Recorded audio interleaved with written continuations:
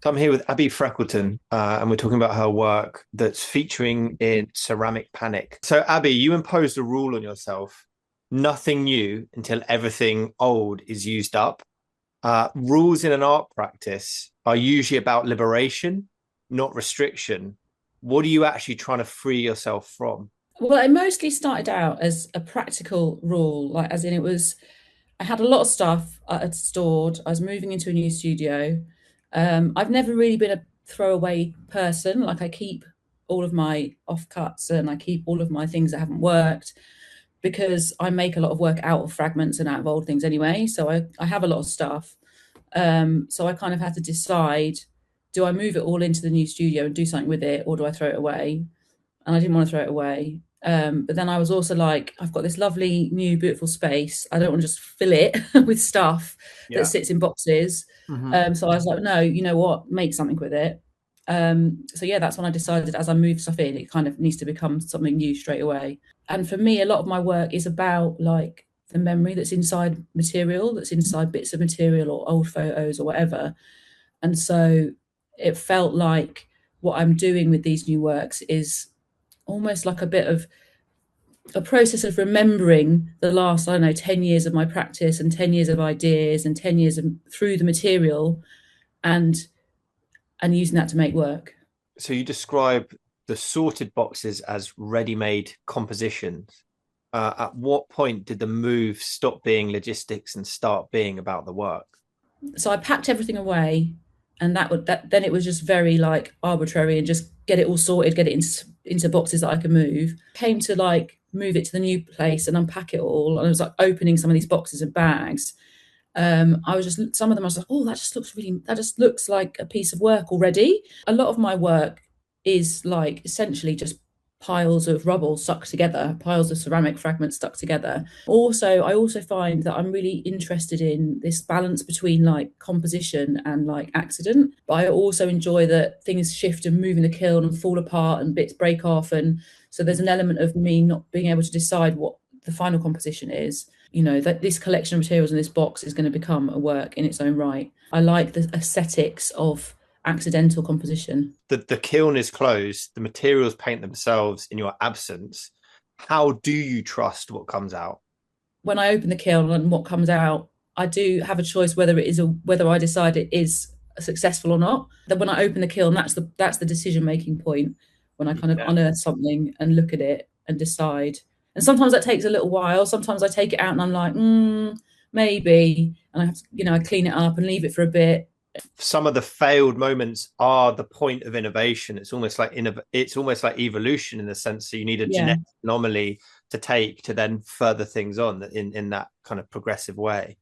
in those sort of unexpected accidents that come out of the kiln, I'm always learning new little things about the material and the way it behaves, ways you can mix different things together and the different ways things can melt or burn or disappear entirely inside the kiln. I often will put stuff in the kiln that I've never put in the kiln before and I'm not sure what it's going to do. I end up learning something new basically every time I fire something. So recovery was made after more than a year without a studio. Uh, Mm. did the work change when you got back in, or did you? My practice it has changed, or this is kind of like a point of change. Like I feel like I'm on a turning point in that I've kind of given myself this little rule of like using everything up that I've got.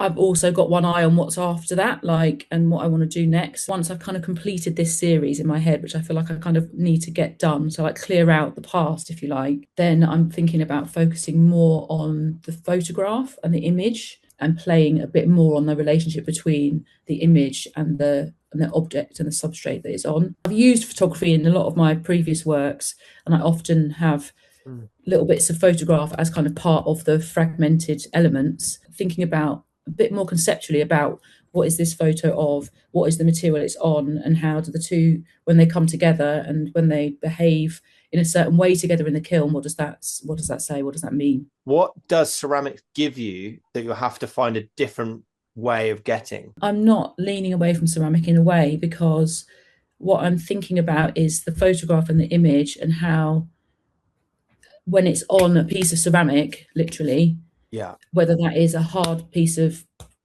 like, a bit of pot, or if it's on a piece of glaze, which then melts and shifts and becomes like essentially a flow of color from that image. Like that's the relationship I'm thinking about. Ceramic is clay, but it's also the glaze that's on top of clay.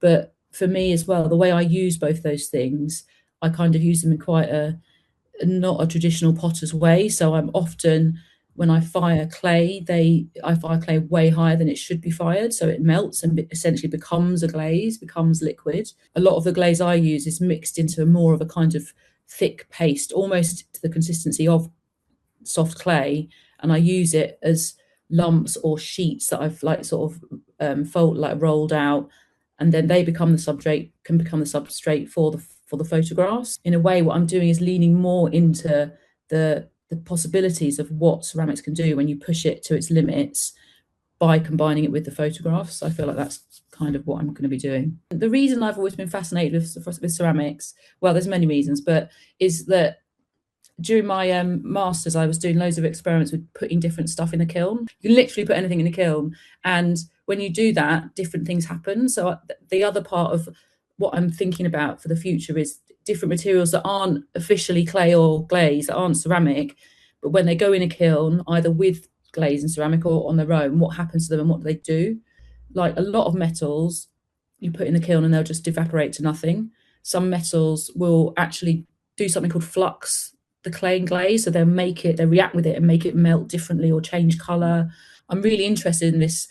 Almost, it's kind of expanded ceramics, like the expanded kiln practice, where it's like the process, the center point is the kiln and the heat, and and it's more about that process rather than about the specific Yeah, chemical medium. constituent of the material of ceramic. Do you know what I mean? I know exactly. Have you seen Gillian Lowndes' work?